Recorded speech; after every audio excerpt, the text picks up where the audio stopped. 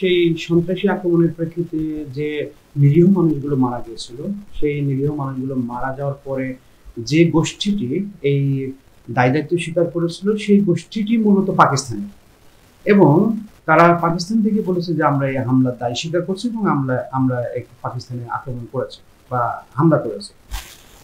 তাৎক্ষণিকভাবে পাকিস্তানের পক্ষ থেকে যখন এই বিষয়টি তাদের সরকারের নজরে আসে, সরকার বলে না, এই ধরনের গোষ্ঠীর সাথে আমাদের কোনো সম্পৃক্ততা নাই। তো ইন্ডিয়া অর্থাৎ ভারত বরাবরই বলছে যে পাকিস্তানের ভিতরকার জঙ্গি সংগঠন গোষ্ঠীগুলো দীর্ঘদিন ধরে এই ধরনের সন্ত্রাসী কর্মকাণ্ডে জড়িত এবং এই দক্ষিণ এশিয়ার যে শান্তি সম্প্রীতি সেই জায়গায় তাদের বিনষ্টের ক্ষেত্রে তাদের ভূমিকা আছে। তো এই পাল্টাপাল্টি অভিযোগের প্রেক্ষিতে আজকে 15 দিন চলে গেছে, অর্থাৎ পেহেলগামে যে সন্ত্রাসী হামলাটি ঘটেছে তার 15 দিন পরে আজকে এসে আমরা গতকালকে ঠিক বুধবার, আজকে বুধবার এবং যেটা খুব ভোরের দিকে এই আক্রমণটি হয়েছে, অর্থাৎ 6টি স্থানে ভারতের মিসাইল পাকিস্তানে বর্ষণ হয়েছে, অর্থাৎ পাকিস্তানের মাটিতে পড়েছে। তার ভিতরে পাঞ্জাবে এবং পাকিস্তান নিয়ন্ত্রিত কাশ্মীরে। তো এটা আমাদের দক্ষিণ এশিয়ার মিডিয়াগুলো বিভিন্নভাবে উপস্থাপন করছে। আমরা সেটাকে যদি বাদ দিই, যদি আমরা বিদেশি যে সমস্ত রেনাউন মিডিয়াগুলো আছে, particularly CNN, Al Jazeera, BBC, world BBC, তো তাদের রিপোর্ট যদি আমরা দেখি তাহলে ভারতের দাবি হচ্ছে যে তারা 6টি স্থানে অ্যাটাক করেছে।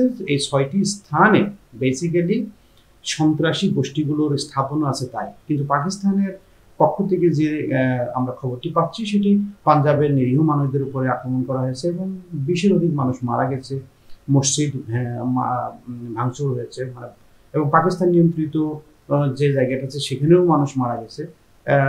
এবং এর প্রতি উত্তরে পাকিস্তানের যিনি প্রধানমন্ত্রী আছেন তিনি তার পাল্টা জবাবে বলেছেন যে আমরা পাল্টা জবাব দিচ্ছি। তাতে ভারতের বিভিন্ন জায়গাতে তারা আক্রমণ করেছে, যেটি ভারত নিয়ন্ত্রিত যে কাশ্মীর সেখানে তারা আক্রমণ করেছে এবং সেখানে হতাহত হয়েছে। তাহলে দেখা যাচ্ছে যে আসলে কে দায়ী, ভারত না পাকিস্তান, এইভাবে তো আপনি বলতে পারবেন না। ঘটনার সূত্রপাতটা আপনাকে এইভাবে আনতে হবে যে পেহেলগামের যে হত্যা, যে সন্ত্রাসী আক্রমণ, সেই সন্ত্রাসী আক্রমণের আসলে সন্ত্রাসী গোষ্ঠীগুলোকে খোঁজার জন্য ইন্ডিয়া আক্রমণ করেছে এবং পাকিস্তান তার জবাব দিয়েছে। এভাবে দুটি দেশই আসলে এখানে রেসপন্সিবল এই আক্রমণের ক্ষেত্রে। কারণ আমরা নিশ্চয়ই জানি যে সম্পর্কে যখন অবনতি ঘটছিল, বিভিন্ন সংস্থা, পার্টিকুলারলি জাতিসংঘ, আমেরিকা সহ গ্রেট ব্রিটেন সহ অনেক রাষ্ট্র কিন্তু দুটি দেশকে সংযত হওয়ার কথা বলেছে, কিন্তু সংযত যেহেতু হয়নি, আমরা এই যুদ্ধের ক্ষেত্রে ভারত এবং পাকিস্তান দুটি দেশকেই আমরা বলবো যে দায়ী। দরিদ্র দুটো রাষ্ট্র, এটিকে দুটো রাষ্ট্রকে আমি বলছি না বড় লোক রাষ্ট্র। ইন্ডিয়ার অবস্থা একটু ভালো, পাকিস্তানের অবস্থা খারাপ অর্থনৈতিক দৃষ্টিকোণ থেকে, এবং সামাজিক এবং অর্থনৈতিক যে ইন্ডিকেটরগুলো আছে সেই ইন্ডিকেটরে দেখা যাচ্ছে যে পৃথিবীর আপনার মানব উন্নয়ন সূচকে রাষ্ট্রগুলোর অবস্থান প্রায় কাছাকাছি, ইন্ডিয়া একটু উপরে। তো আপনার যদি যুদ্ধ হয় তাহলে যে পরিমাণ অর্থনৈতিক ক্ষতি হবে এই রাষ্ট্র দুটোর, সেই অর্থনৈতিক ক্ষতি পরবর্তীতে দেখা যাচ্ছে মানুষের এই সামাজিক উন্নয়ন, অর্থনৈতিক উন্নয়ন, মানবিক উন্নয়ন এই জায়গাতে ভীষণ আকারে প্রভাব ফেলবে।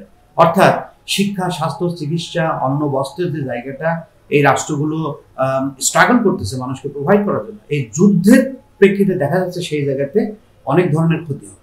আচ্ছা, এই যুদ্ধে হেরে যাবে কিন্তু এই সাউথ এশিয়ার রাষ্ট্রগুলো, সাউথ এশিয়ার সাধারণ মানুষগুলো। জিতে যাবে কারা জানেন? এই জিতবে হচ্ছে আপনার অস্ত্র যারা ব্যবসা করে। কারা অস্ত্র ব্যবসা করে? এখানে ভারত অস্ত্র কিনবে ইসরায়েলের কাছ থেকে, ভারত অস্ত্র কিনবে রাশিয়ার কাছ থেকে, পাকিস্তান অস্ত্র কিনবে চীনের কাছ থেকে, পাকিস্তান অস্ত্র কিনবে আমেরিকার কাছ থেকে। অর্থাৎ এই পৃথিবীতে যারা অস্ত্র ব্যবসায়ী আছে, হ্যাঁ, লকহেড, বোয়িং এর মতো যারা কোম্পানি আছে, তারাই লাভবান হবে, কারণ তারা অস্ত্র বিক্রি করবে, তাদের কোম্পানি লাভবান হবে। কিন্তু ক্ষতিগ্রস্ত হবে এই দুটি দেশ, এই দুটি দেশের জনগণ। যুদ্ধের জন্য আমি রাষ্ট্র যে দুটি আছে ভারত এবং পাকিস্তান, এর বাইরে যে একটু উত্তর দিতে চাই যে এই পৃথিবী এখন যারা শাসন করছে, হ্যাঁ, সেই শাসকদের মধ্যে কতজন শাসক আছে আসলে মানবিক শাসক? অর্থাৎ আপনি রিয়ালিজমের বিশ্বাস করে রাষ্ট্র পরিচালিত হচ্ছে, নাকি আইডিওলজিমে বিশ্বাস করে রাষ্ট্র পরিচালিত হচ্ছে। আপনি সারা পৃথিবীর যারা রাষ্ট্র ব্যবস্থাগুলোর মধ্যে আমেরিকার প্রেসিডেন্ট, হ্যাঁ, ফ্রান্সের প্রেসিডেন্ট, ব্রিটেনের প্রাইম মিনিস্টার, বা চাইনিজ প্রেসিডেন্ট বা ইন্ডিয়ান প্রাইম মিনিস্টার, এরা আসলে হওয়ার দরকার ছিল আইডিয়ালিস্টিক লিডার, যাতে সারা পৃথিবীর যে কোনো দ্বন্দ্ব সংঘাতকে তারা নিরসন করতে পারে।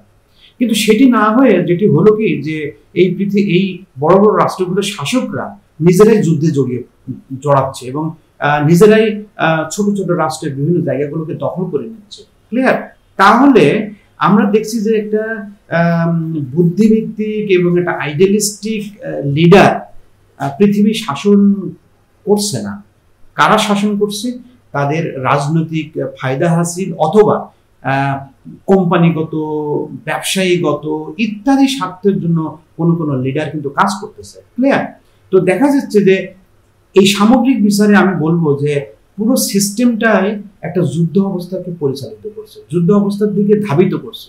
এখানে আমি ভারতকেও দায়ী করবো না, পাকিস্তানকেও দায়ী করবো না। আমার এই দায়িত্ব দায়ী করার ধরেন অথরিটিও নাই যে এখানে ভারত দায়ী বা পাকিস্তান দায়ী। আমি বলছি যে একটা সিস্টেম, যে সিস্টেমের মধ্য দিয়ে মানুষগুলো সহমর্মিতা, হ্যাঁ, মানবিক দৃষ্টিকোণগুলো জাগ্রত না হয়ে এক ধরনের হেট্রেড তৈরি হচ্ছে, এক ধরনের একে অপরের প্রতি বিতৃষ্ণা তৈরি হচ্ছে।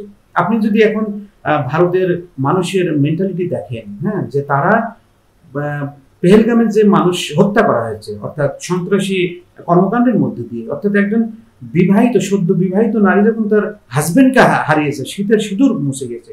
সচিন টেন্ডুলকারের মতো বিখ্যাত ক্রিকেটারও বলছে এটা ইনহিউম্যান অ্যাক্টিভিটিস, এটা সন্ত্রাসী কর্মকাণ্ড।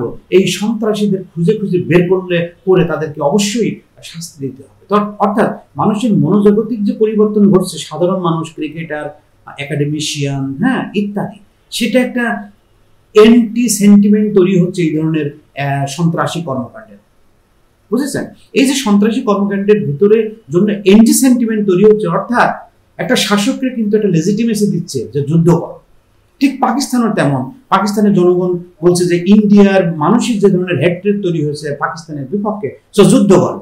অর্থাৎ এটা একটা সামগ্রিক প্রক্রিয়া, একটা সিস্টেম কিন্তু মানুষদেরকে, শাসকদেরকে এই যুদ্ধে জড়িয়ে পড়ার ক্ষেত্রে ইনফ্লুয়েন্স করতেছে। তো যুদ্ধ হলে যেটা হবে যে দুটি দেশের ধ্বংসাত্মক কর্মকাণ্ডের মধ্য দিয়ে পুরো সাউথ এশিয়া পরাজিত হবে।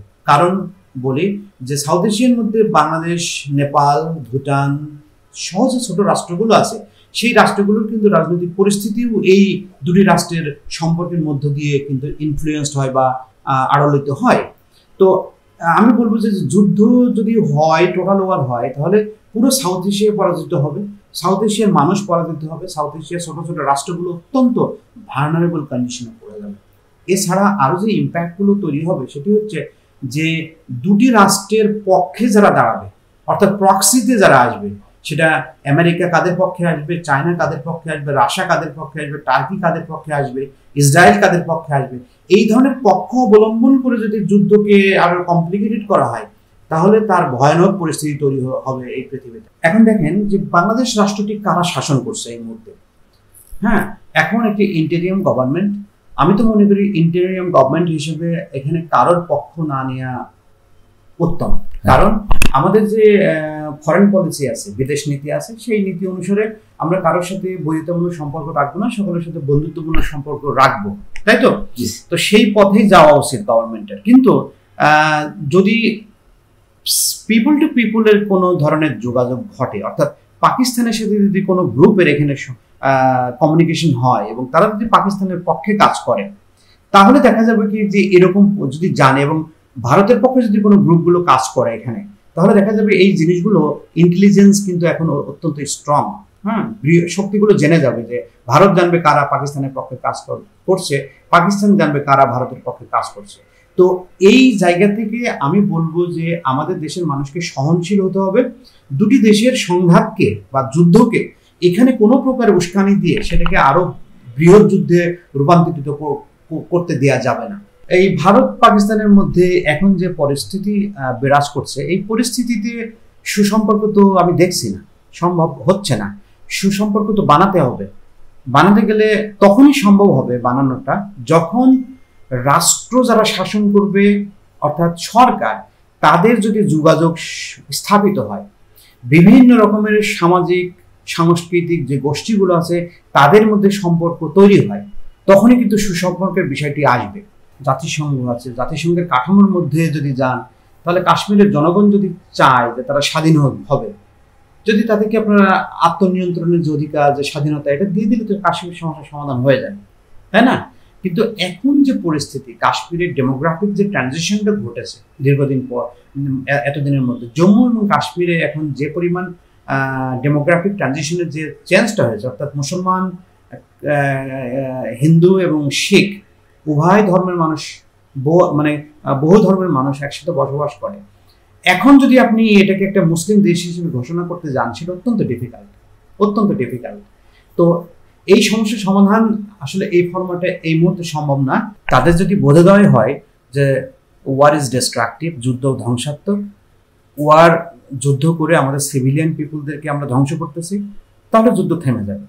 যদি দুটি দেশ যারা যুদ্ধ করে তারা যদি যুদ্ধ না থামায়, তখন রিজিওনাল শক্তি যদি থাকে বা ইন্টারন্যাশনাল যে ফোর্সগুলো থাকে, শক্তিগুলো থাকে, যেমন জাতিসংঘ, হ্যাঁ, যেমন ইউরোপিয়ান ইউনিয়ন বা বড় বড় রাষ্ট্র যেমন রাশিয়া, চায়না, এরা যদি রাষ্ট্রগুলোকে চাপ প্রয়োগ করে, যেমন আমেরিকার প্রেসিডেন্ট ডোনাল্ড ট্রাম্প যদি আহ্বান করে যে যুদ্ধ থামান, হ্যাঁ, তাহলে যুদ্ধ থামতে পারে। অর্থাৎ এখানে একটা সামগ্রিক কালেকটিভ উইল দরকার। The will must come from India and Pakistan, as well as the will must be transformed or formed from the international bodies. কাদের কাছ থেকে? সে জাতিসংঘ, বৃহৎ রাষ্ট্র আমেরিকা, বৃহৎ রাষ্ট্র রাশিয়া, চায়না, এদের কাছ থেকে। এরাই পারে এই দুটি দেশের মধ্যে সম্পর্ক যে যুদ্ধ অবস্থাতে গিয়েছে সেই জায়গা থেকে ফিরিয়ে আনার জন্য।